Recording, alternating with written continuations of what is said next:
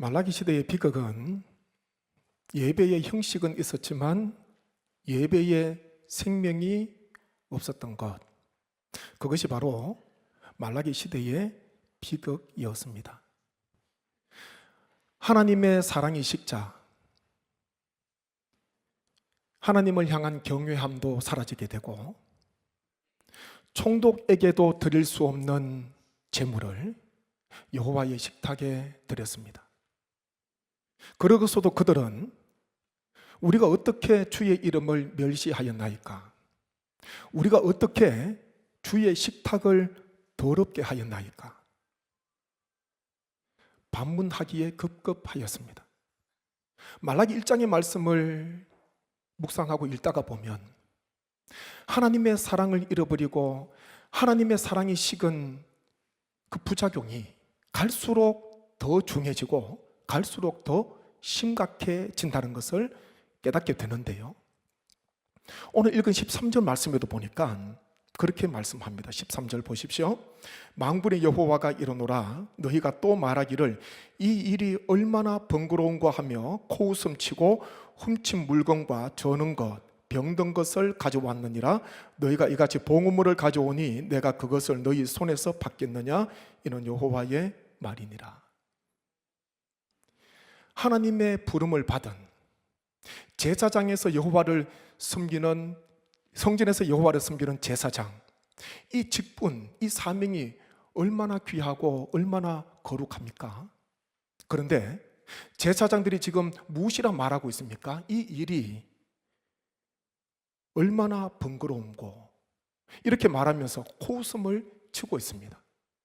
하나님께서 나를 부르셔서 제사장의 직분을 주시고 하나님과 백성 사이에서 제사를 집례하며 하나님 앞에 예배드리는 그 일, 얼마나 거룩하고 얼마나 귀한 일입니까?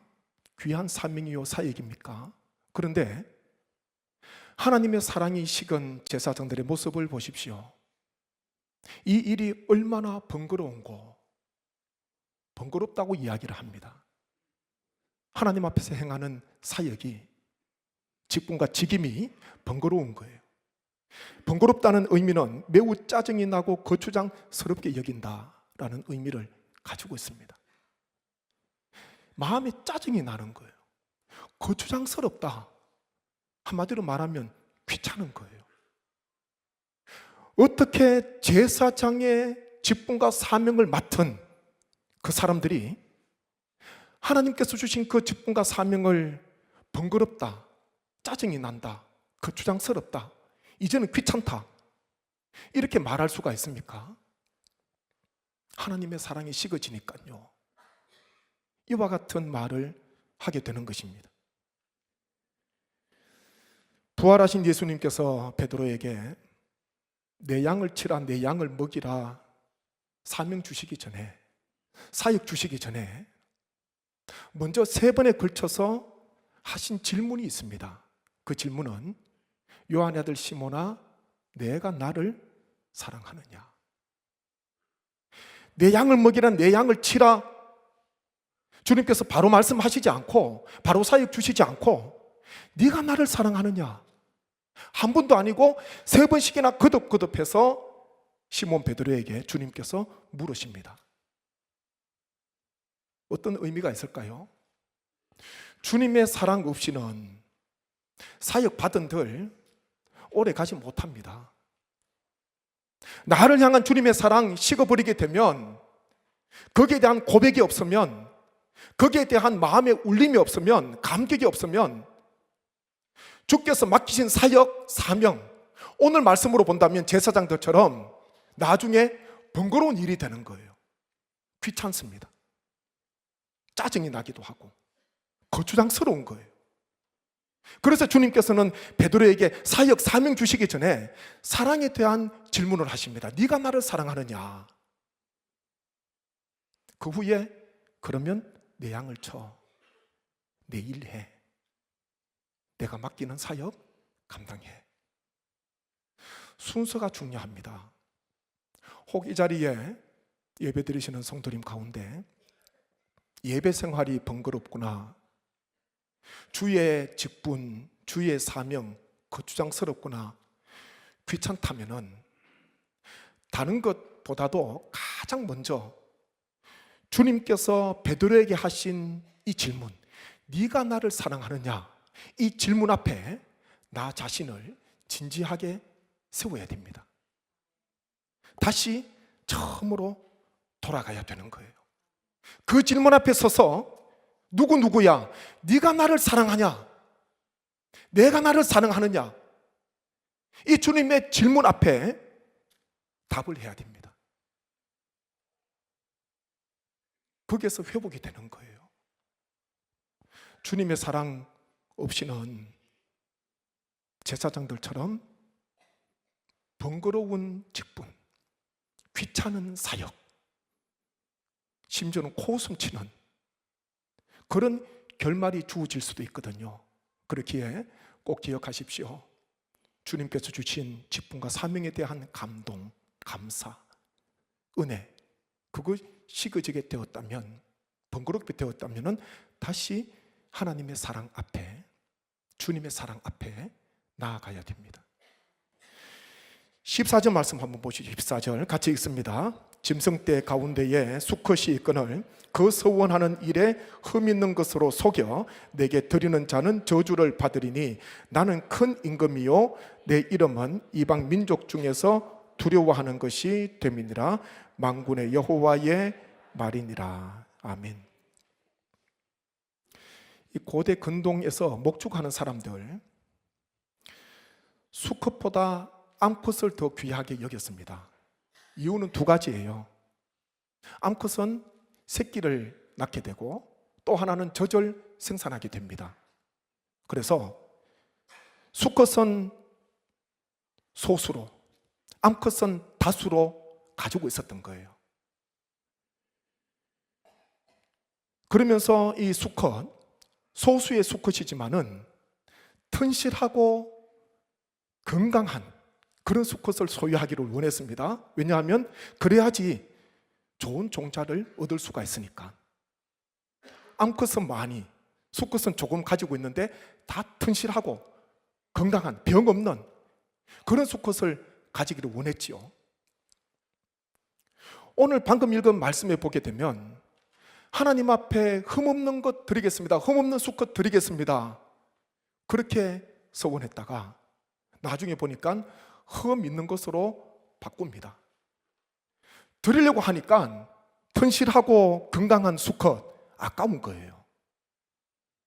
이 수컷, 튼실하고 건강한 수컷이 있어야지 또 좋은 종자를 얻을 수가 있으니까 처음에는 하나님 앞에 흠없는 튼튼하고 좋은 수컷 드리겠다 약속했다가 막상 드리려고 보니까 아까운 거예요. 그래서 병든 것, 약한 것, 흠 있는 것, 그것을 속이면서 하나님 앞에 드리게 되었습니다. 의도적인 속임이지요. 한 농부에게 송아지 2마리가 생겼습니다. 송아지 1마리도 아니고 2마리니까 얼마나 귀합니까? 저도 제가 시골에서 자라났기 때문에 소는 그냥 제가 지은 별명이에요. 살아있는 통장이었습니다. 그 당시에 살아있는 통장. 자녀들에게 학비가 들어가고 목돈이 들어가잖아요. 그러면 잘 보였던 소가 보이지 않아요. 살아있는 통장이 그냥 팔려간 겁니다. 송아지 2마리 생기니까 얼마나 기분이 좋겠어요. 그래서 이 사람이 아내에게 이야기합니다. 여보, 송아지 2마리 너무 감사한데 우리 좀 더 키워서 1마리는 하나님께 드립시다. 1마리는 우리하고 1마리 하나님께 드립시다. 2마리 생겼으니까. 그렇게 해서 열심히 키웠어요. 그러던 중에, 송아지가 자라나던 중에 1마리가 비실비실 앓으면서 죽고 말았습니다. 그것을 본 남편이 아내에게 그렇게 말했다 그러지요. 여보, 하나님께 바치려고 했던 송아지가 죽어버렸어. 그런 이야기를 했다 그럽니다. 오늘 읽은 말씀 가운데서 가장 마음 아픈 구절은요, 다 마음이 아프지만 10절 말씀인데, 한번 10절 말씀 한번 보십시오. 같이 읽습니다. 만군의 여호와가 이르노라 너희가 내 제단 위에 헛되이 불사르지 못하게 하기 위하여 너희 중에 성전 문을 닫을 자가 있었으면 좋겠도다. 내가 너희를 기뻐하지 아니하며 너희가 손으로 드리는 것을 받지도 아니하리라. 아멘. 성전에서 드리는 제사의 의미는 어디에 있습니까? 드리는 예배자에게 있지 않고 받으시는 하나님께 있습니다. 우리가 그것은 늘 기억하셔야 됩니다. 제사의 가치, 예배의 가치, 의미는 드리는 나에게 있지 않고 받으시는 하나님께 있어야 됩니다. 아무리 이 땅에서, 교회에서, 예배당에서 하나님 앞에 예배를 올려드리는데 하나님께서 받지 않으신다면 그것은요, 손으로 바람을 잡으려고 하는 헛된 행위라는 것이죠. 당시 제사장들, 하나님 앞에 드리는 제사, 하나님께서 받지 않으셨습니다. 방금 읽은 10절 끝에 보니까 내가 너희를 기뻐하지 아니하며 너희가 손으로 드리는 것을 받지도 아니하리라. 이것도 얼마나 가슴이 아파요. 그런데 10절 앞에 보니까 너희가 내 제단 위에 헛되이 불사르지 못하게 하기 위하여 너희 중에 성전 문을 닫을 자가 있었으면 좋겠도다. 말라기 시대에 얼마나 영적으로 부패했는지, 예배가 타락했는지 우리가 알 수 있지 않습니까? 헛되이 예배를 드리지 못하도록 하기 위해서 너희 중에 제사장들이 이야기하는 거예요. 성전에서 섬기는 자들, 제사장들에게 너희 중에 누구든지 성전문을 닫을 자가 있었으면 좋겠도다, 이렇게 말씀하십니다. 하나님께서 친히 성전문을 닫으실 수도 있습니다. 제사장들에게 말씀하지 않고 성전문을 폐쇄하고 닫을 수도 있습니다. 그런데 하나님의 말씀은요, 너희 중에 성전문을 닫을 자가 있었으면 좋겠도다. 이 하나님의 참뜻을 잠시 묵상하면 좋겠는데, 제가 말씀을 준비하는데 그런 생각이 드는 거예요. 하나님께서 닫으실 수도 있는데 왜 제사장들에게 너희 중에 누구든지 성전문을 닫을 자가 있었으면 좋겠다, 그렇게 말씀하실까? 헛되이 제사 드리는데 하나님께 닫으시면 되잖아요. 그런데 이렇게 말씀하십니다. 오늘은 어버이 주일입니다.